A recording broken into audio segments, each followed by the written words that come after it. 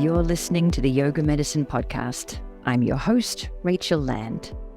This podcast brings you information and resources to enhance the therapeutic effects of your practice based on a deeper understanding of anatomy, physiology, and the integration of modern science and research with traditional practices and experiences. Join me and my co-hosts Tiffany Cruikshank and Katya Bach as we dive into all things yoga, research, and wellness. Hi, Daya. Thank you so much for making time for us again. Welcome back to the podcast. Thank you so much. I always love being here. We're talking about something today that is a particular passion of yours, and that is using aspects of yoga philosophy to help athletes, in particular with focus and concentration, and therefore improved performance. And I'm guessing that even if we don't define ourselves as elite athletes or athletes at all, whatever tools are helpful for athletes would also help the rest of us in whatever challenges we're setting ourselves in life. Absolutely. We're all performing in something, right? Yeah. Whether it's parenthood, in our work, or in our sport. So yes, these principles apply across the board. Great.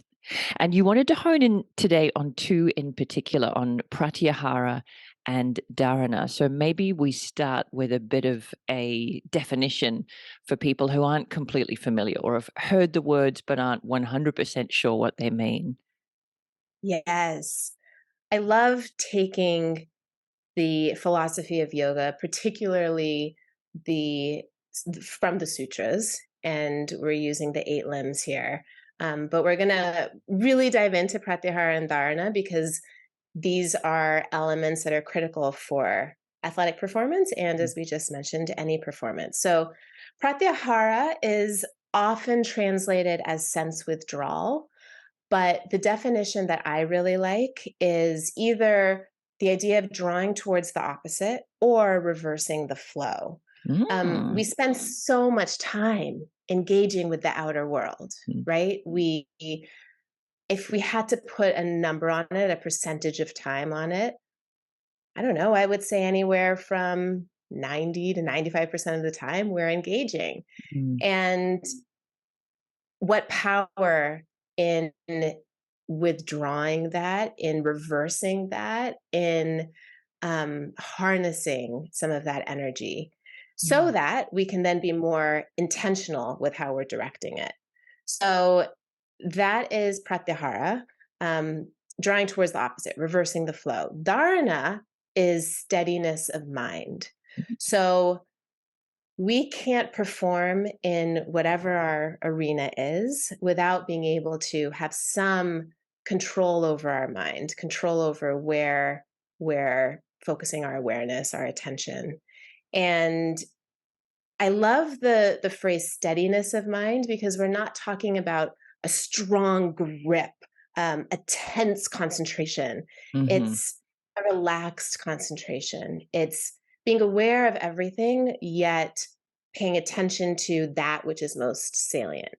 I love that. Pratyahara and Dharana, they really work in tandem. And that's why I thought it would be wonderful to talk about them both in this conversation. Yeah, and I can already see, I was going to ask you why those two in particular feel so crucial to performance, but I can already see why from kind of thinking about the opposite. If you're not going the opposite, if you're not going against and you're doing things the way they are normally, your attention is scattered and split and you're engaging with people and sights and sounds and passers-by, and it would be very hard to channel your energy where you need it the most when it's being split in all of these different directions, as it is, through most of the day. Most of us are kind of walking around with split attention. Yes, and we feel it, don't we? Yeah. We sometimes don't feel it when it's happening in the moment, but sometimes at some point we use words like, or phrases like, we're running around like a chicken with our heads cut off. We're scattered. We are having a hard time focusing. So we definitely feel the effects of Pratyahara and Dharana not being part of our or a bigger part of our daily existence. Mm. And we'll start with Pratyahara, and I love the definition that you gave. And it's not one that I've heard before. I've always heard and read about sensory withdrawal and drawing in. I haven't ever heard of it being described as going against or going the opposite. So let's talk about that in a bit more detail, and maybe you can give some sort of concrete day-to-day examples as well. Yes, I think Sally Kempton was the one who I heard first use that idea of drawing towards the opposite. Mm, So I credit her for that because I think sometimes when we discuss sensory withdrawal, it can feel difficult to access. Here we are, these human beings with very developed sensory cortices, and we are always engaging with our senses. So I'm sorry, you're telling me that I need to just withdraw all of those yeah, senses and we've sort got of them for a halt? reason, right?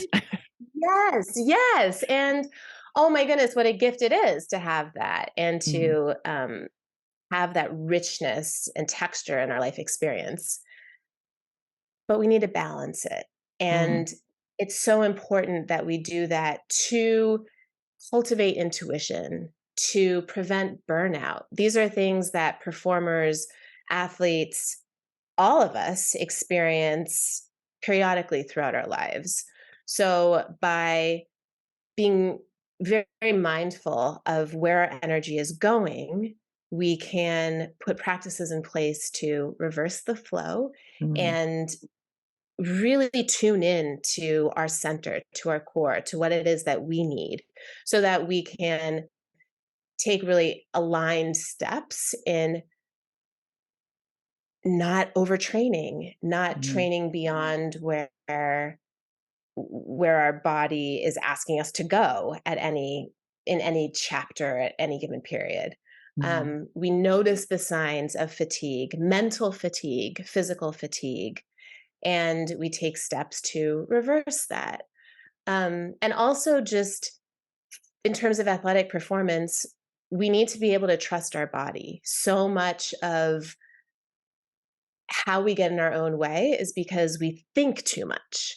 So by with reversing the flow and harnessing our energy, we can pay attention to what our body and our mind are really telling us that we need.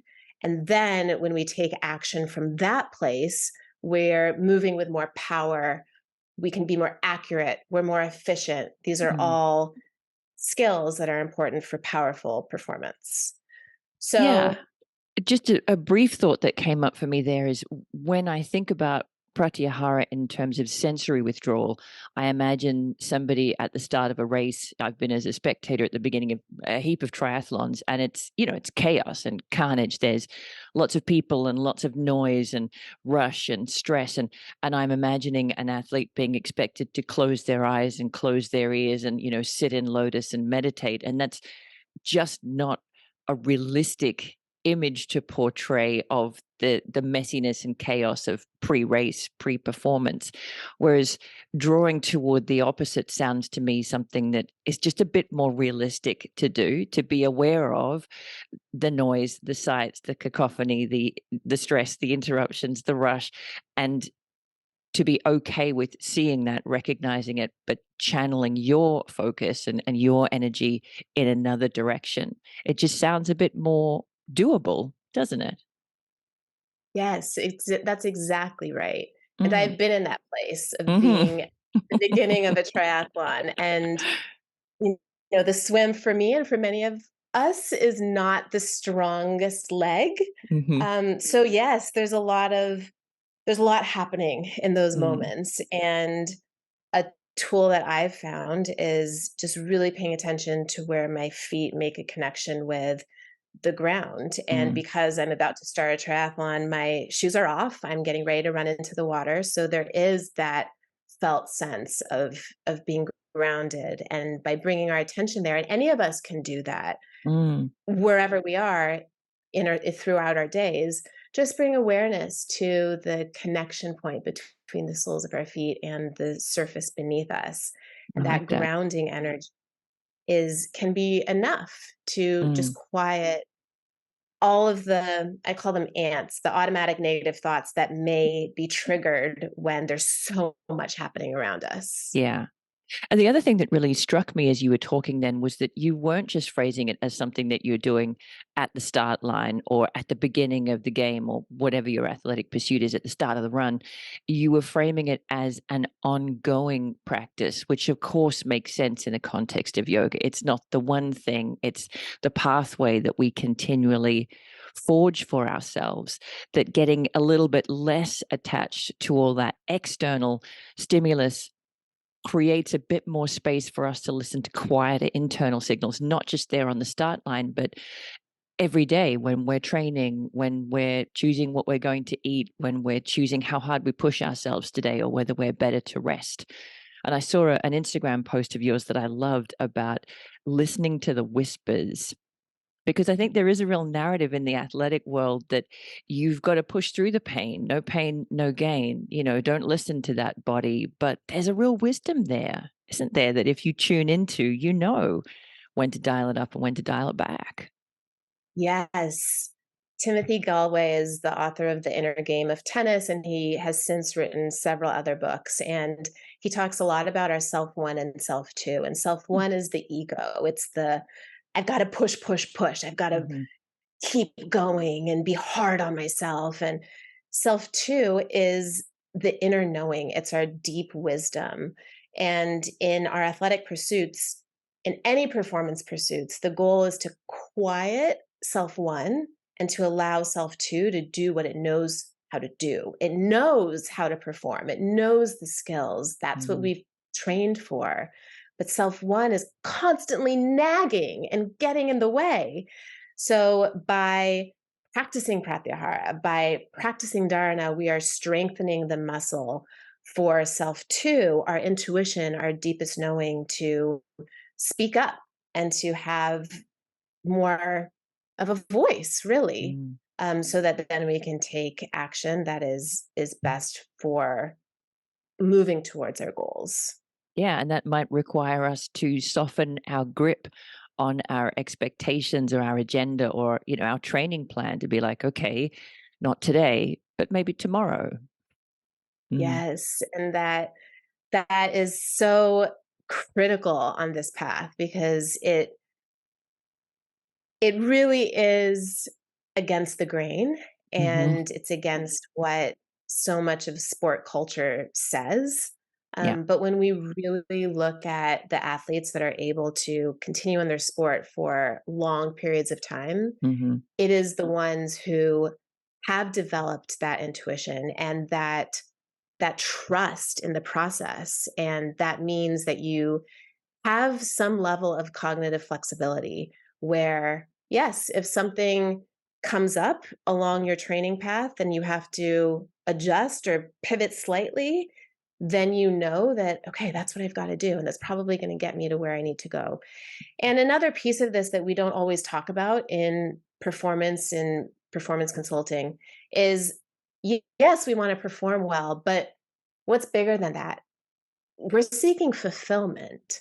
So that is, we have to listen to ourselves. We have to let that guide us because otherwise we're chasing after these external goals. And we've seen it time and time again that people get that gold medal, they PR, they win the championship, and then they're left with this feeling of, Now what? okay, but now what? Yeah. And I didn't, that feeling I was after, sure, I felt it for 24, 48 hours, but Mm-hmm. yes, now what? It's not still Mm-hmm. here. What's the next thing? So fulfillment is I think even more important than what those performance goals are because that's what we're really after. Mm-hmm. Yeah, I love that. So you've already given a really practical, really concrete suggestion of grounding through your feet. What are some other things that you found helpful for yourself or other athletes? Well, gosh, there's so many to choose from, and the power in this is learning all of the tools and then playing around with them and seeing what Mm-hmm. works for you, right? And we're all so different. And what I may need today may be very different from what I need next month Mm-hmm. or the next chapter of my performance journey. But one thing I really encourage athletes to do is to journal. And that is just a way to look inward and Mm. rewrite instead of necessarily having specific prompts. I love instructing athletes to set a timer for 10 minutes, and preferably they do this every single day. And they just write. They allow, and by write, I don't mean type, I mean grab a pen and old school piece of paper. And there have been studies looking at how that is so different from typing on the keyboard or Mm-hmm. using our thumbs on our Yeah. phone. And just writing and allowing whatever is in the mind to come out Mm. through the hands and through that pen. And we can start to see patterns. We can start to see where our thoughts, what thoughts are we ruminating over? Mm-hmm. What repeated thoughts do we have? What's the balance between quote unquote negative or positive, or I'll say helpful and unhelpful? Yeah. That's what we can do through journaling. And it is a way to really tap into our inner landscape. Because I imagine Another there's so that much noise coming from external narratives. This is our chance to figure out what our internal narrative is. But usually that internal one is a bit quieter, isn't it? So it needs practice to tune into and listen to. yes, Mm. and we need to we need every single time we give it an opportunity to speak, we are empowering it. And it's that self too. We're giving it a voice. And the Mm. more we can do that, the more we train that, then the easier it is to listen to the whispers. The whispers become louder Mm-hmm. and it's it just benefits our performance. Um, of course, meditation, of course, restorative yoga. Mm. These are practices that we know, of course, in this yoga medicine community so intimately. But there are other ways to cultivate focus. I speak a lot about focal points. In yoga, we know drishti. Mm-hmm. That is not, we often talk about it on the mat as an external focal point, but it is also an internal direction. Like, where are you pointing your compass? Mm. Um, so, using external focal points and internal focal points, like a mantra, can help hone your focus. So, let's take the example of someone starting a race, half marathon, a marathon, a 10K. As you mentioned before, a triathlon is the same. There's so much happening around. Mm-hmm. There's so many people and sounds, and it can be overwhelming. So, what is there that you can rest your physical gaze upon? Mm-hmm. And then as you're doing that, you're still aware of what's happening around you, but there's a quieting of Mm. the mind. There is a focusing. And I like to think about um, why I'm there. So for any athlete, you deserve to be there. Remember that. Look at that focal point. Take a deep breath, settle your nervous system, and by settling your nervous system, I'm not saying like, get into a super chill mode. That's just not possible, and nor do you want that right before a race or a big event. But you are just settling it enough so that you can enter into that physiologic sweet spot so that you're Mm. then able to perform at your best or give yourself the best opportunity to do so. So I Mm. love using a focal point and an animate object. Sometimes athletes will write something on their hand or on a piece of clothing, even just a rubber band around their wrist, something that they can Mm. Like a look talisman. at. Exactly, Mm. exactly. There's also this idea of funneling your awareness before a performance. So if you think about the day before a big competition, a match, a game, a race, there's a lot you have to attend to: your gear, your nutrition, what your sleep plan is. Mm-hmm. And as you get closer and closer to the race, you start to funnel your attention down so that right before the race, the match, the event, the game, you are paying attention to what you need to pay attention to and nothing else. Mm-hmm. So that's where routines come in, really having a practiced series of events that you do before you compete so that you are giving yourself the best chance to focus on what you need to focus on and eliminate the distractions or manage the distractions. This is not the same as ritual or superstitious acts. This is really a way to build your confidence and remind yourself that you are in control of certain things and Mm-hmm. to rest your attention there and Yeah. not get caught up in all the things you're not in control over. Yeah, I think that's really helpful because you offered a range of techniques there, some of which are in the moment, like where you focus your gaze, or having a mantra either in your mind or physically on you.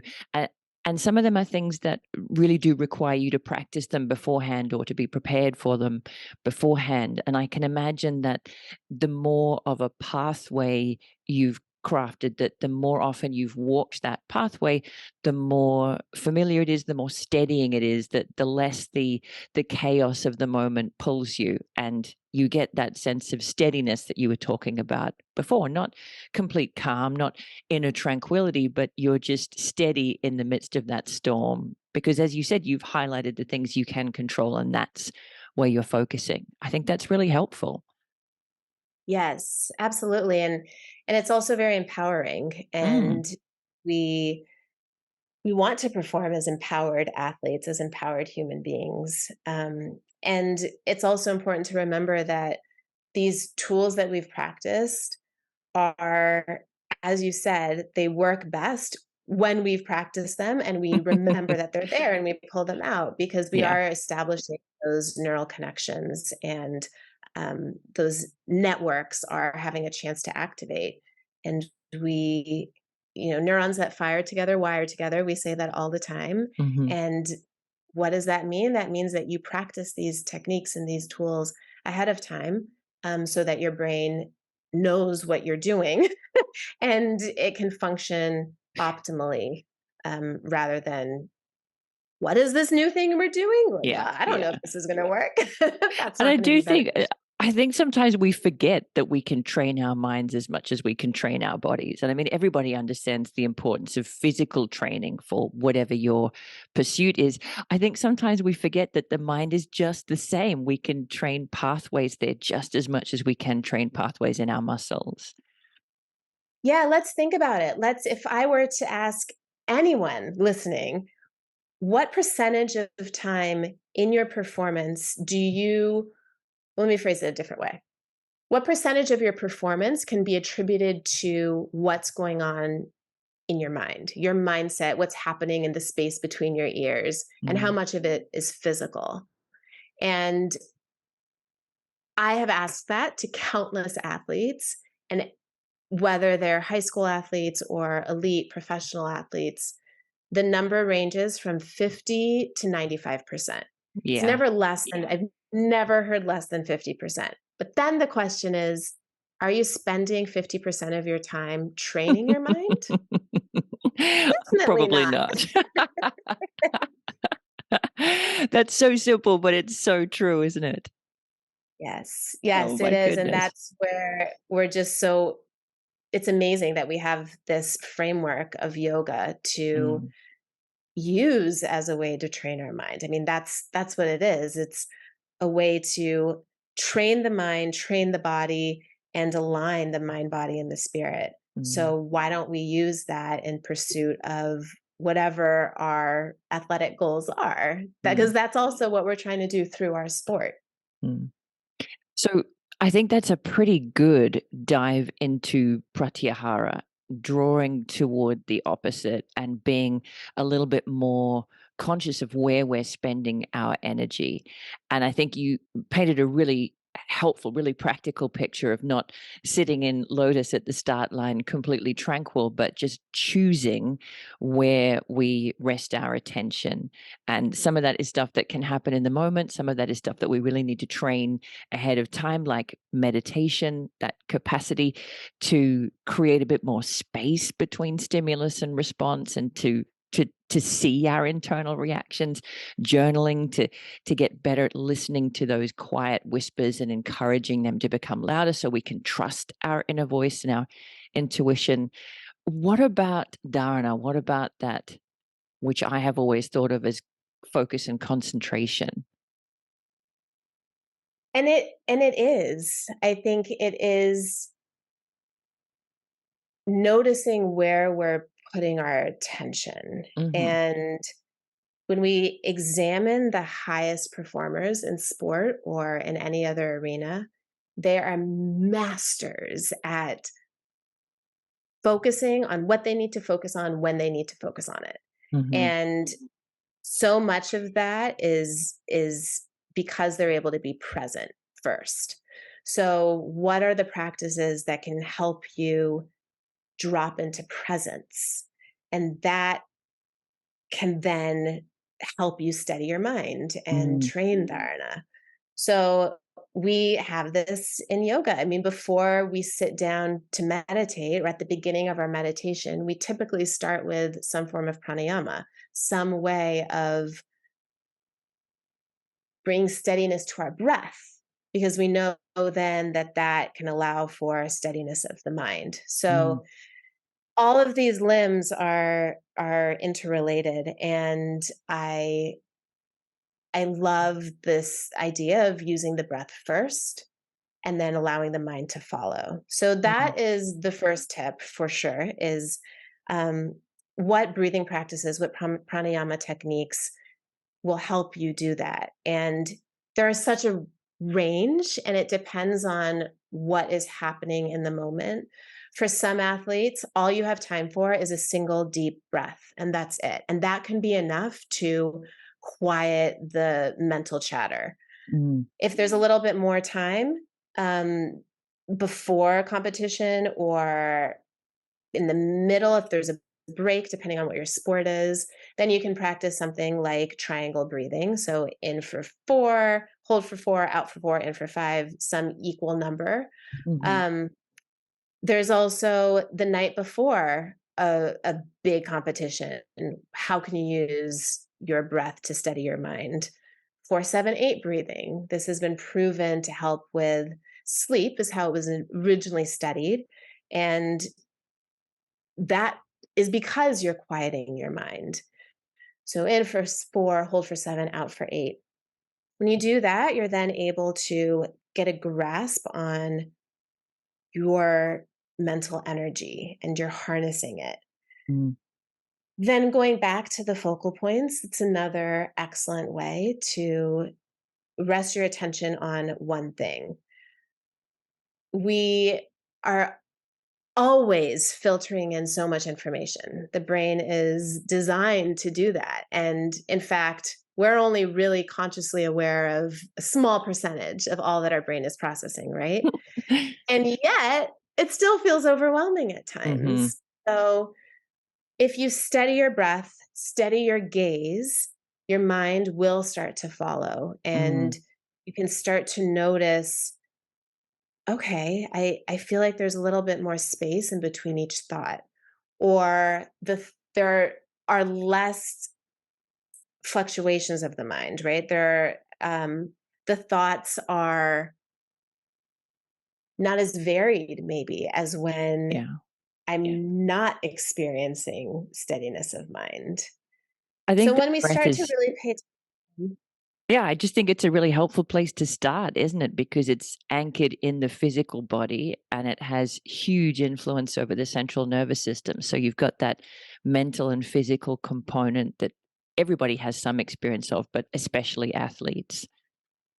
yes, and I think athletes and all of us use the breath. We're not always aware of using the breath. And Mm-hmm. so the key is to practice it, and to practice these different techniques, and to experiment one of the things I really, really talk about a lot with athletes is you've got to experiment this stuff. Mm-hmm. I can sit here and tell you all of these techniques that may work, but you have to practice them, develop those neural pathways, and embody them so that you have something to go to.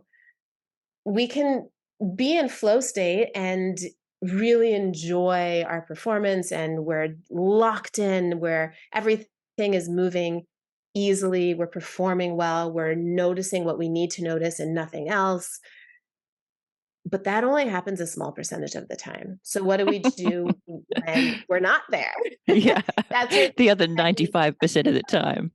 Yes, yes, exactly, exactly. So Do you ever that's find where. with athletes with that kind of performance mindset that breath work can be a challenging practice, in the sense that if you bring ambition to a 4, 7, 8 breath, you're probably going to create physiological stress as opposed to resolving or dissolving physiological stress. So do you ever find athletes kind of try too hard when it comes to breath work? Oh, absolutely. That's such a great question. Yes, indeed. There's this, like, I'm going to force this to happen. Oh yeah. And you letting the mind dictate the breath work instead of allowing the breath work to arise and paying Mm, attention to it. Um, and that's the shift in sort of power dynamics between mhm, our physiology and our brain that we're all challenged with. But yes, and that's where we go back to basics. Like, okay, I do want you to focus. If you're going to be very forceful with this, then force the exhale and then rest in that breathlessness for a moment mm, and see what that feels like. And the more I can get them to really pay attention to the gap, the space between the inhale and the exhale, mhm, the top of that breath, the bottom of that breath, and feel that peace, then they start to notice, oh, okay, that feels good. mhm, What if I allow that to happen more? What could that do for me? So we have to start at the really small steps. mm. And then once they start to experience what that's like, then there's more of an opportunity to get into more of these breathing techniques. And that really reminded me too of the way that you spoke about dharana earlier, as in it can't be this laser focus with nothing else and tightly gripped and forced. And there's got to be some allowing, there's got to be some softening. And if you can experience that physically in your body with the breath, then maybe that concept becomes a little bit easier for you to wrap your head around when it comes to focus. It can't be rigid. It can't be static and gripped. I have to leave some space for it to develop on its own, almost for it Yeah. to find me. Yes, that's Mm, so beautiful. That's exactly it. And then it extends, that concept extends to every other aspect of their performance is what if we allowed for a little bit more surrender and mm, softening, and that's with your thoughts too. Like, how can we mm, soften sort of the edges of your mind and um, bring some gentleness to the thoughts, to your self-talk? What would happen then? So mm, so much of it is about posing these questions and going back to pratyahara, moving towards the opposite, the against the grain of what we've been trained in doing, and what so many athletes are just wired for. It's mhm. this relentless pursuit, it's grit, it's, I make it that. happen. Yes, absolutely. And when they experience a little bit of the backing off and allowing, and there's Mm, success that comes from that, then that's proof that, okay, maybe I can lean into this a little bit more. mm. So we started with exactly where I think we should have started with breath. If you can steady your gaze and then steady your breath, you start to steady your mind. What else comes up for you when you think about athletic focus in that slightly soft edged way? Hmm. what we tell ourselves is so critical. Mm-hmm. So there is an increase in the amount of research looking at self-compassion and athletic performance. And we saw the research coming out about self-compassion just for the everyday person, but now it's how it's relating to sport is very fascinating. And that so much of that is what are the things that we're telling ourselves? Mm. Is it you have to do this or else, or I can't believe you did this. Why isn't this working? How about, okay, that's interesting. That didn't work as I thought it might. Let's try Mm. something else. Let's approach this with sort of a beginner's mind, a Mm. concept we talk about in yoga all the time, right? Come into your in an asana practice, come into your down dog as if this were the first down dog you've ever done. What does that shift for you? How does that change? So sometimes steadiness of mind is what's required to exercise that to get there is Mm. how can I change the way I'm speaking to myself? Um, Because there's a lot of internal vibration caused by that kind of language, like, you idiot, you ruined it, this isn't working, everything's gone wrong, the wheels are falling off. There's a lot of internal friction and vibration. And if you can, again, soften that with a bit of curiosity, you're Mhm. wasting less energy right from the get-go. There's more space for you to be like, well, okay, that didn't work as I expected. What could I try now? Yes. And it's also that relates to remembering that you are more than what those thoughts are in the first Mm. place. So you mentioned creating that space between stimulus and response. It's also Mm-hmm. creating the space between who we are at our core and this identity as an athlete or as even better, someone doing a sport. Mm-hmm. Um, when we can start to do that and realize that all of these words, all of these thoughts are passing through, the emotions that come with it, all of that is passing through. And there's something that doesn't change, and that's our center, that's our spirit, that's the core of who we are. Then it becomes easier to recognize when there are these fluctuations. It's coming back to, Mm. okay, who am I? I am something so much deeper than these thoughts, these feelings, these emotions, Mm-hmm. even my performance. I'm not so attached to my results Mm-hmm. because my results don't define who I am. So that all of that helps really maintain that steadiness and our awareness so that we know when we're completely unsteady Mm. and we're getting knocked off our center. Um, I think steadiness we often imagine as this really glassy lake, for example, like we're just floating along. But let's look at steadiness as an average. So yeah, there will be waves, there will be highs and lows, but if we ride them and we keep coming back to that neutral place, keep coming back to it, keep coming back to it, keep training our Mm-hmm. brains to come back to it, then over time we do have this steadiness of mind and we know what that feels like. Our baseline is different. Mm.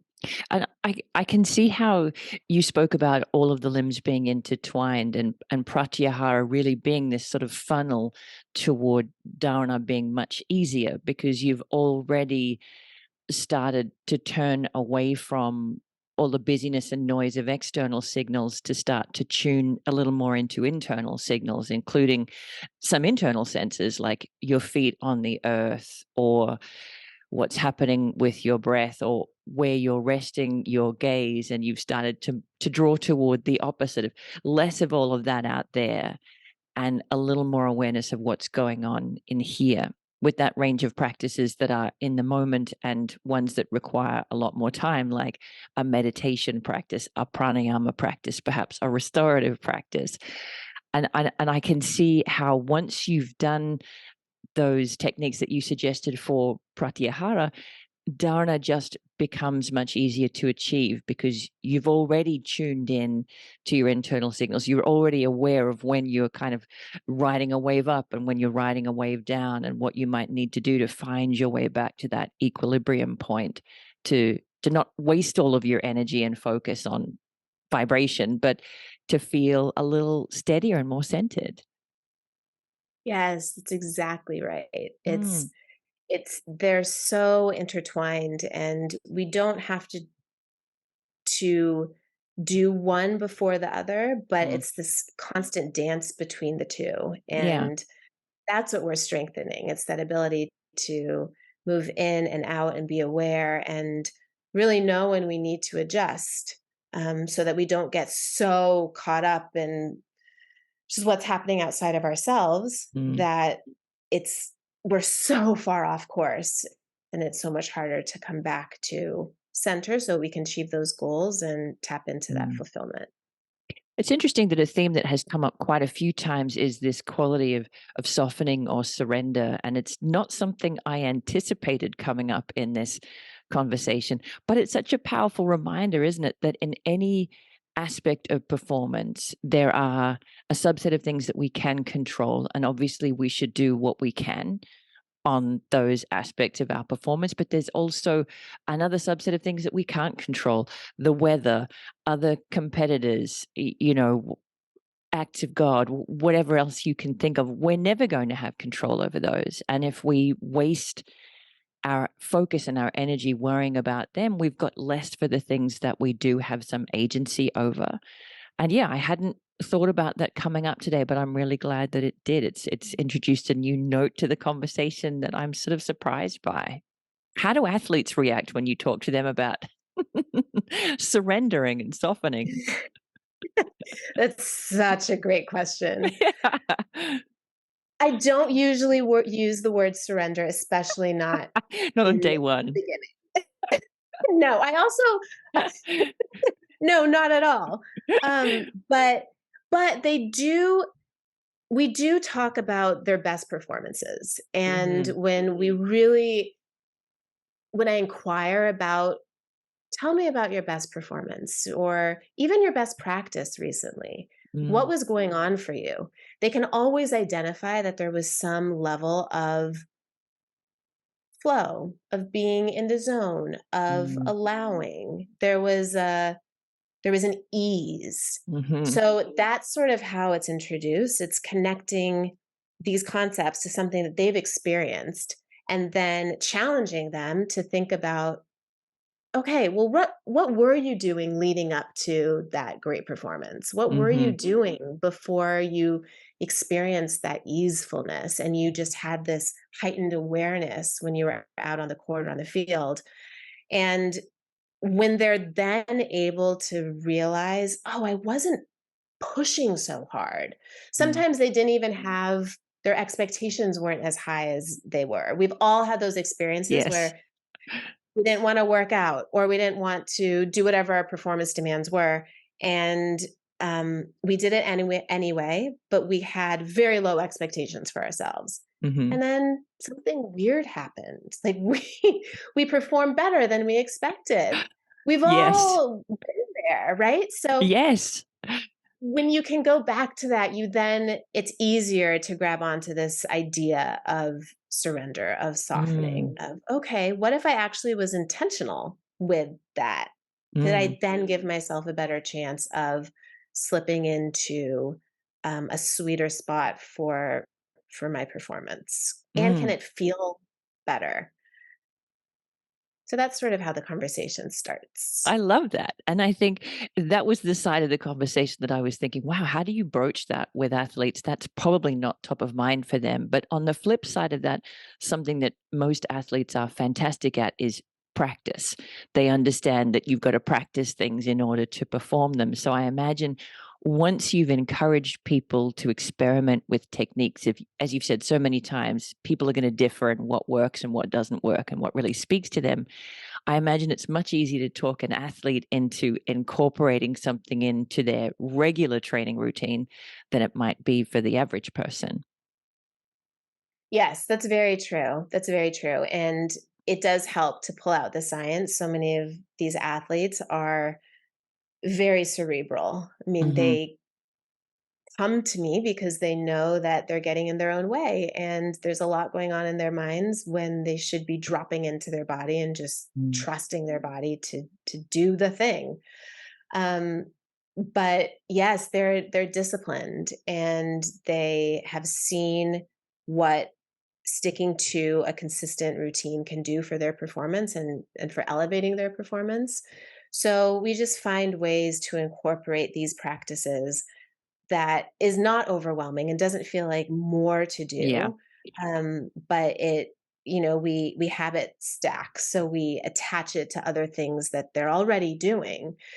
Are they already spending some time sort of debriefing after a practice? Great. Well, I would love for you to add in 3 minutes of closing your eyes and just being with your breath, being with that stillness in between the breaths. Just add that in before Mm-hmm. you move on with the rest. And it's easier for them to do that. They also they've seen this stuff work for the top athletes in the world. And if Mm. they're doing it, then okay, yeah, I can certainly do some of this. Mm. So, what have we not talked about yet that you were hoping to mention? We've talked about journaling, grounding through your feet and your breath, grounding through your gaze.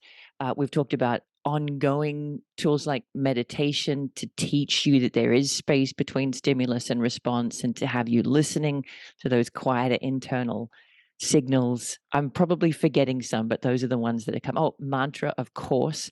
We've talked about the power of mantras for people who really love to have words kind of repeated, making a groove through their minds. Is there anything else that you were really hoping to mention that we haven't gotten to yet?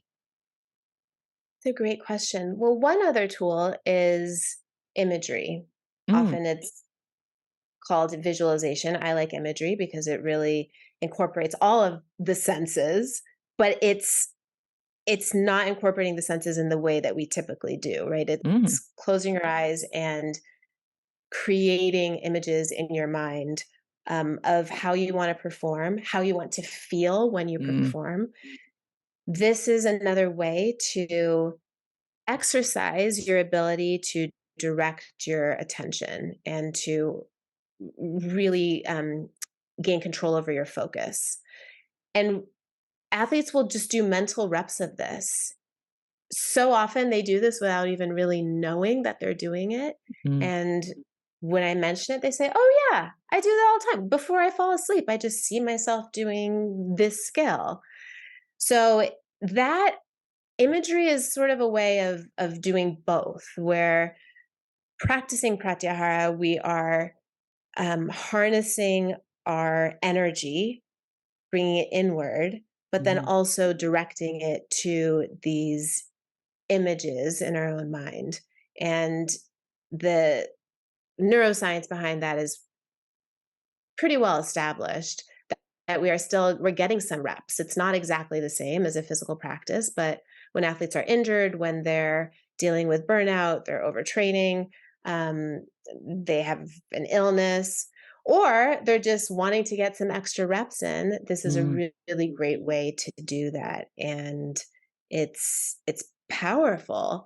mm, Sometimes I will mention that athletes get hung up on the fact that they can't always see themselves performing really well. Well, that's where the practice comes into play. The more you practice and sort of allow for these images to happen, especially if you do them right after you just performed physically, so mm-hmm. it's in your Fresh. muscles and your bones, yes, Mm-hmm. it can be a lot easier. So, just another tool to Mm. cultivate these really important principles. And that's uh, the really perfect example of being generous. 50% of your performance coming from your mind and 50% from your body. That's the perfect example of that mental training of making the grooves in your mind of this is familiar to me. This is a realistic thing for me. It's going to happen. It's just a matter of timing. Mm, Yes, yes. I And I love think that. with all of this, it's sometimes it can be easy to think oh, maybe the mental stuff should come easily. Like it's right. Shouldn't we be able to do this? And it certainly doesn't. And we've got to Yeah. give ourselves grace, and we keep practicing it. Mm. It's And like it's every an other kind of training, isn't it? No physical technique is easy. No physical sport or pursuit is easy. If it were easy, we wouldn't be bothering to compete in it. So why would the mental side be any easier than the physical side? exactly, exactly. And it's also there's so much we don't yet know about the Mm. brain, and it's going to be really exciting to see what continues to come out. And I'm looking forward to seeing how these yogic principles can inform our performance, our mental performance training and Mm. conditioning. And it's always so neat to have these conversations and to think about how we're combining this ancient practice and Hmm. philosophy with the challenges that the modern athlete is facing, and the neuroscience sort of underlying all of that. So it's right now, the big message is practice these things, Hmm. commit to deliberate practice, set the intention to train your mind in a similar way to how you train your body. It doesn't have to be equal 50-50 split yet. But Make a start. Make a start but somewhere. it's absolutely, Hmm. absolutely. And I guarantee that everyone's already doing it. It's just where they don't always have the vocabulary to recognize what it is that they're doing, Yeah. so that they can be more intentional with it.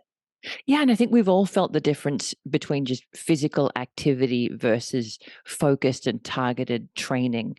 And this is the same. Our mind is already doing a heap of stuff. This is just about channeling that in slightly more helpful and deliberate directions of listening to how we're talking to ourselves, practicing tuning into those quiet signals that the body sends, maybe deciding where we're going to place our feet or where we're going to place our eyes, or just noticing that we're breathing before we go crazy with any pranayama techniques, noticing that we're breathing. So I think you've offered a lot of really accessible places for people to start. And I think that's the key, isn't it? Is just start to put a little bit more intention around the mental game. That's exactly right. Anything else that you want to leave us with today, including how you would like people to find you if they want to learn more about what you do? Yes, you can go to my website, dayagrant.com. I love connecting with real human beings, so reach out. I think in this post-pandemic world, we're all yearning for deeper connections. And so, yes, reach out. I'm here to support in any way. I'm also on Instagram and Dr. Daya Grant. And I love connecting with anyone in pursuit of their performance goals, whatever that looks like for them. Thank you. I'll link to those in the show notes, and I really appreciate you coming back to give us some more of your time today. Thank you, Daya. Thank you so much, Rachel.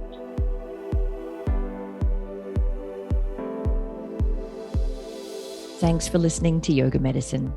If you liked the show, be sure to subscribe and leave a rating and review on Apple Podcasts or wherever you listen to podcasts. And if you got something out of this episode, please spread the word and share it with a friend. You can find more information, articles, trainings, and classes at yogamedicine.com. Check us out on social media as Yoga Medicine, or you can email us at info@yogamedicine.com. Thank you for being part of our Yoga Medicine community.